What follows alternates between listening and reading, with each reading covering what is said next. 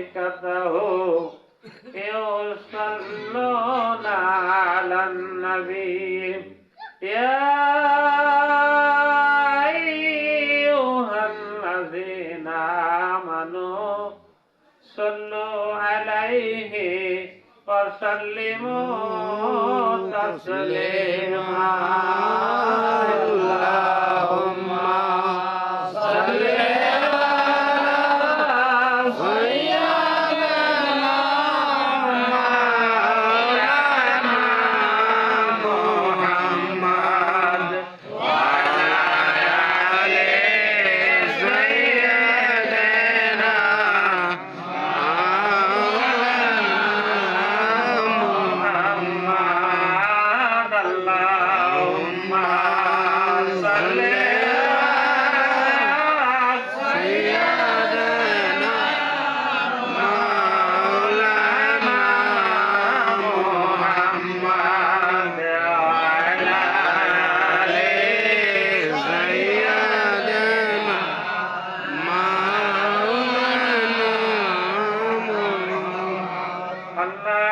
তোমার বন্ধুর খাতিরে মোদের করুণা দয়া করে এই নাদানদের মাফ করে দাও সব গুনাহ আল্লাহুম্মা সাল্লি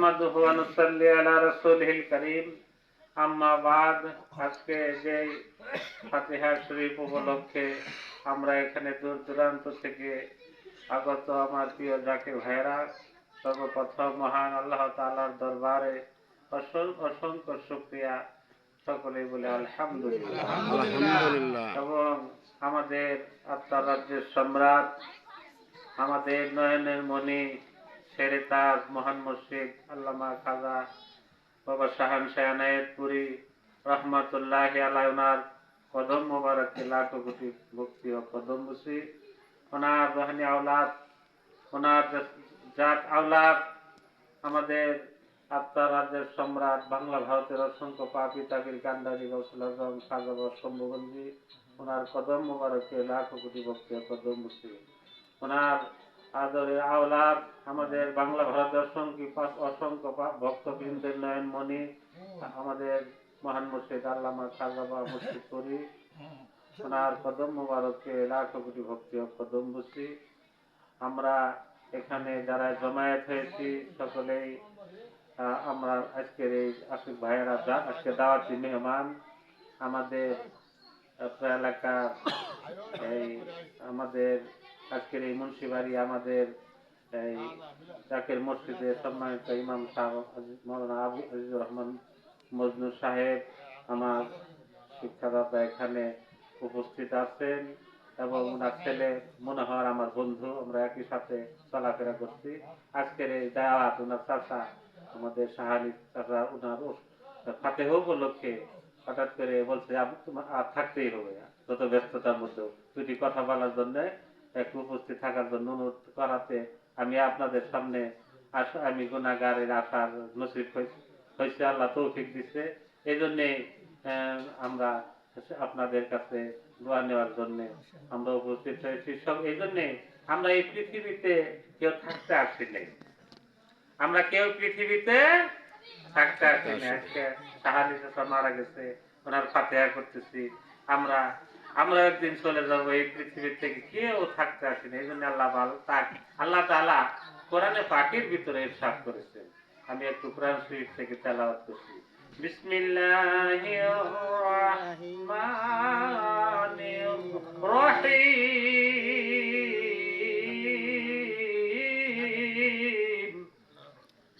আল্লাযী খালাকাল মাউতা ওয়াল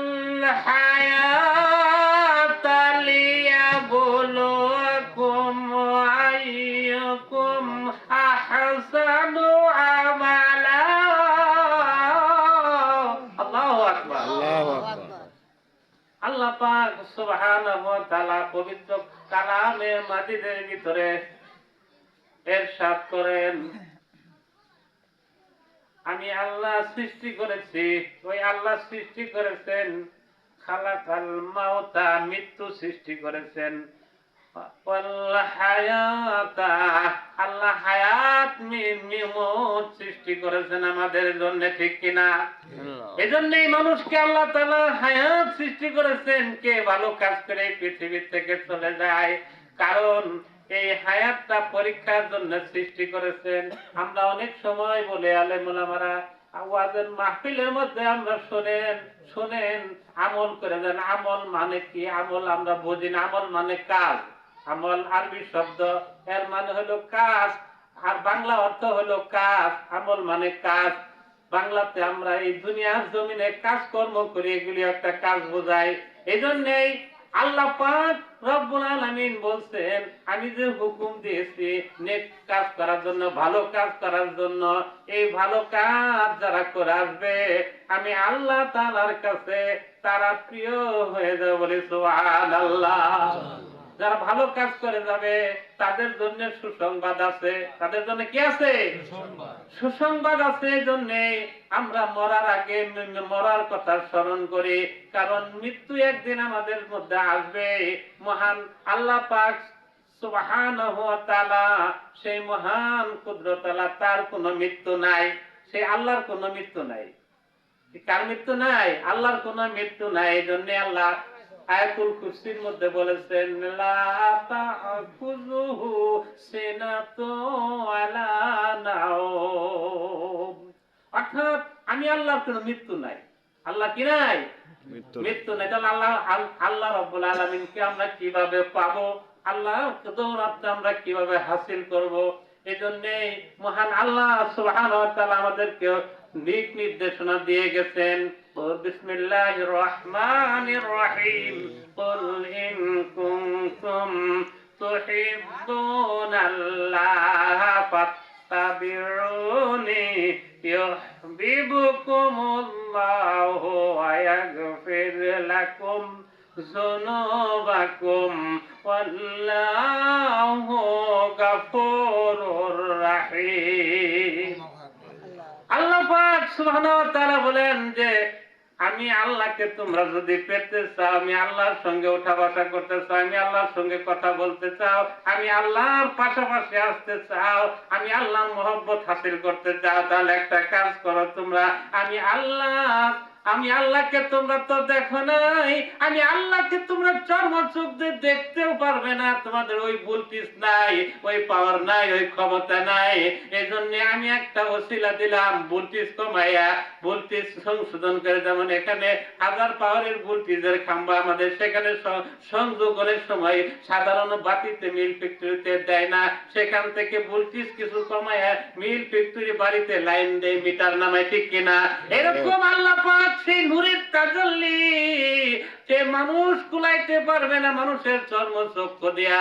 এজন্য আল্লাহ পাক তার হাবিবকে সেই নূরের তাজাল্লি পাওয়ার দিয়ে, মহব্বত দিয়ে, ভালোবাসা দিয়ে পৃথিবীতে পাঠাইলেন। আর আল্লাহ বললেন যে আমার বন্ধুরে ভালোবাসলে আমি আল্লাহর ভালোবাসা বাবা। এই জন্য সেই নবী মুহাম্মদ রাসূলুল্লাহকে ভালোবাসলে আমাদের ঈমান ঠিক থাকবে। আর সেই নবীকে ভালো না বাসলে ঈমান ঠিক নাই। যত বড় হাফেজ, যত বড় মুফতি, মুহাদ্দিস, আলেম ওলামা আমি হই না কেন, কে কান্ত রাসূলের মহব্বত যদি আপনার অন্তরের ভিতরে নাই, তার ঈমান নাই, তার ঈমান নাই। কারণ রাসূলের মহব্বতের নাম হলো ঈমান, আর কালেমা পড়ে মুখে স্বীকার করার নাম হলো ইসলাম। এই জন্য এই কালেমা পড়ে বড় বড় কিতাব পড়লাম, আলেম হইলাম, শিক্ষিত হইলাম, বিদ্বান হইলাম, রাসূলুল্লাহর মহব্বত নাই। এই জন্য আপনার ভিতরে ঈমানের পরিচয় পাওয়া যায় উপরে, কিন্তু আপনি রাসূলের প্রেমিক হতে পারেন নাই, আশিক হতে পারেন নাই।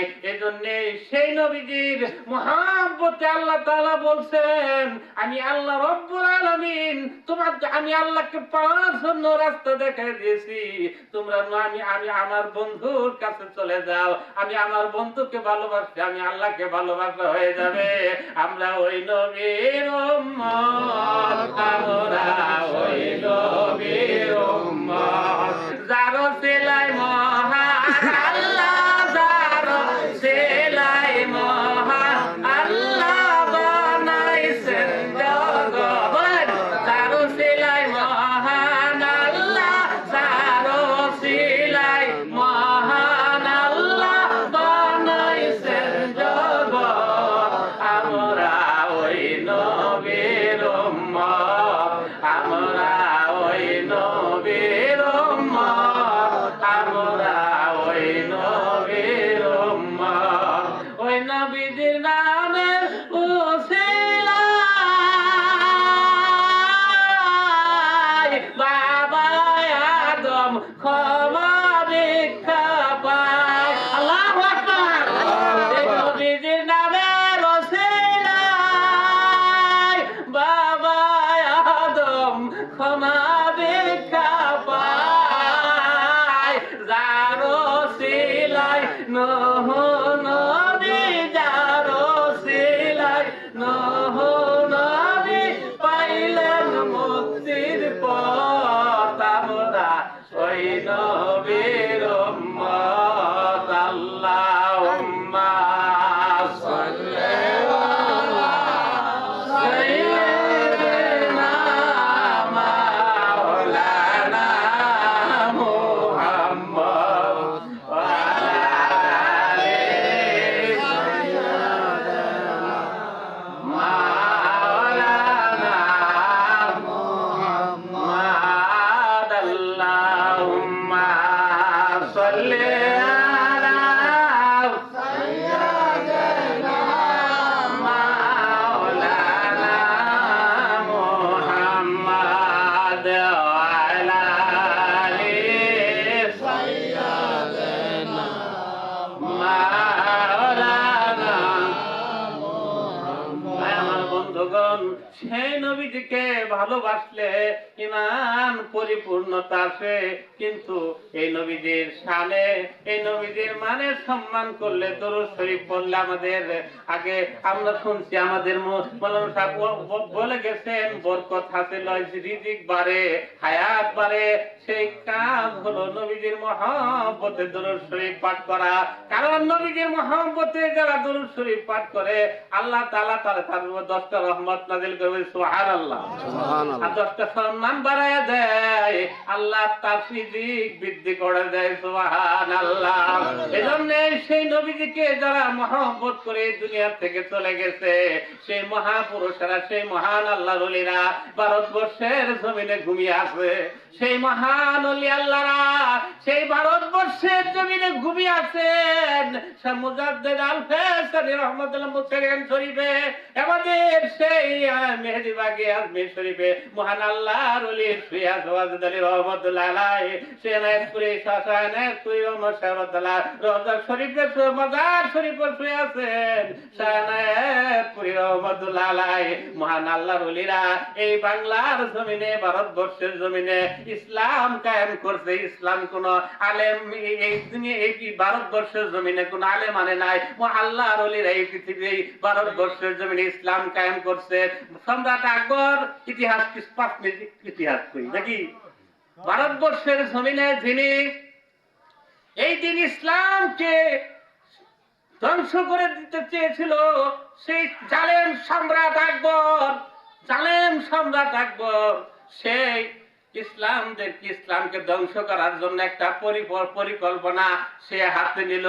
কিছু কিছু মানুষদেরকে, আলেম ওলামাদেরকে হাত করলো, হাত করে টাকা পয়সা দিয়ে বলল, দেখো বহুদিনের পুরানা ইসলাম, সেই মুহাম্মদের ইসলাম, নাউজুবিল্লাহ, মানহানিকর, নবীদের সামনে কোন সম্মান হানিকর কোন কথা বলাও বেয়াদবি, শুধু নবীর নাম বলে উদা বলাও ঠিক নেন। দয়াল নবীজি এমন কি এইভাবে বলতে হবে, নবীজির হাত বলা যাবে না, সানের খেলা। একটু শিখে যান। অনেক সময় মাহফিলে গেলে কিছু শিখুন যা, আজকে কিছু সময় ভাই 5-7 মিনিট একটু শিখে। আমার জাকির ভাই, আমার জ্ঞান নাই, আপনারা তো মহান ওলি আল্লাহ, আমাদের জ্ঞান দেওয়ার নাই, কিন্তু শরীয়তে কিছু জ্ঞান জানার দরকার আছে না নাই? এজন্য মহানবীর শানে, সেই নবীজির শানে মহব্বতে আর নবীজির হাত মুবারকে বরকত আছে না নাই? এজন্য এই নবীজির হাতকে হাত বলা যাবে না, হাত মুবারক বলতে হবে। নবীজির চোখ, নবীর দয়াল নবীজির চোখকে চোখ মুবারক বলতে হবে, চুলকে চুল মুবারক বলতে হবে। এমন কি নবীজির পায়খানা এবং প্রস্রাবকে মুবারক বলতে হবে, কারণ নবীজির সব কিছুই হইল পাক। বলি সুবহানাল্লাহ। নবীজির সব কিছু, দয়াল নবীজির সব কিছুই হইল পাক। কারণ একটা হাদিস আপনাদের সামনে বলি, হযরত আনাস রাদিয়াল্লাহু তাআলা আনহু একদিন বলতেছেন যে আমি নবীজির যে রুমাল মুবারক তিনি ব্যবহার করতেন, যে রুমাল মুবারক তিনি ব্যবহার করতেন, নবীজি খানার পরে আমরা গামছা দিয়ে হাত মুছি কিনা, আমার নবীজি সেই গামছা মুবারকের যে রুমাল মুবারক দিয়ে হাত মুছতেন খানা খাওয়ার পরে। এই দয়াল নবীজি এই রুমাল মুবারক কখনো ধুইতেন না। হযরত আনাস বলেন, কিছুদিন পর পর আমি আনাসকে নির্দেশ দিলে আমি আনাস সেগুলো গনগনা কনকনে আগুনের ভিতরে সেই রুমালটা রেখে দিতাম। শুনেন আশ্চর্য কথা, এটা মুজিজা। নবীজির সেই রুমাল মুবারক আগুনের মধ্যে রাখতো, কিন্তু দয়াল নবীজির সেই রুমাল মুবারক আগুনে পুড়তো না। সুবহানাল্লাহ, সুবহানাল্লাহ। কাপড়, আমগর কাপড় পুড়ে যায়, আগুনের ছাট লাগলেই, তাপ লাগলেই পুড়ে যায়। নবীর রুমাল মুবারক কেন পুড়লো না? কারণ কি? এটা নূর, এই আগুনের চাইতেও তার বেশি পাওয়ার আলা, আর নূর সে স্পর্শ করেছে। নবীর প্রেমিকেরা দিশেহারা মরণের ভয় করে না, প্রেম তো মরে না। নবীর প্রেমিকেরা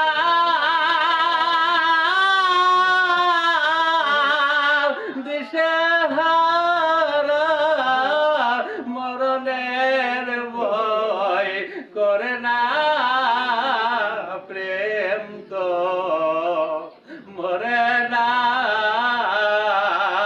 প্রেম করেছিল মুসা নবী তোর পাহাড়ে গেছেন চলে গো, আল্লাহর নূরে পাহাড় জ্বলে, আল্লাহর নূরে পাহাড় জ্বলে, মুসা নবী জ্বলে না, প্রেম তো মরে না। নবীর প্রেমিকেরা দিশেহারা মরণের ভয় করে না, প্রেম তো মরে না। আল্লাহুম্মা সাল্লি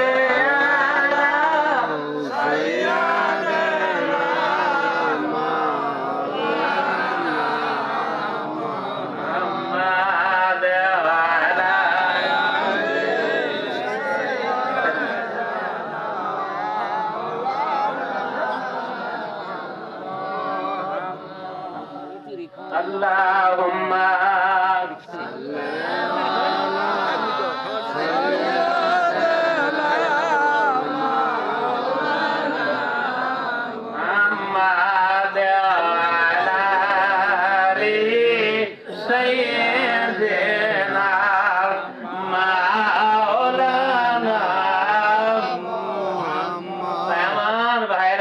সেই নবীদের রুমাল মুবারক আগুনে পড়তো না। যে ময়লাগুলি আবর্জনা ধুলাবালি গুলি থাকতো সেগুলি পড়ে যাইতো, কিন্তু দয়াল নবীদের রুমাল মুবারক আগুনে পড়তো না। সাধারণত একটা কাপড় নবীর মহব্বত করে রুমাল যদি আগুন স্পর্শ না করে, আর নবীর আশেককে কি করে আগুনে পড়বে? ওই জন্য আমার ভাইরা গান গায় ঠিক কিনা, আগুনে পড়ে না জ্বলে